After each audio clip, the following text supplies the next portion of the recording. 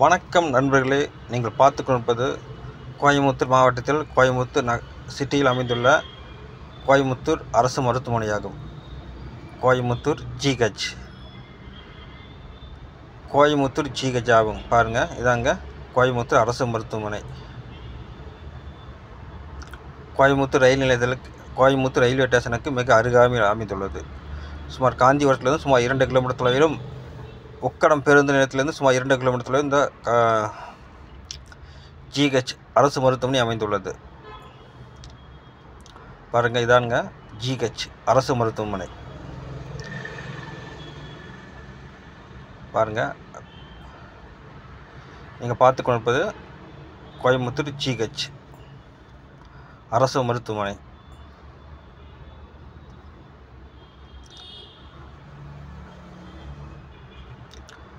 கோயம்புத்தூர் அரசு மருத்துவமனை.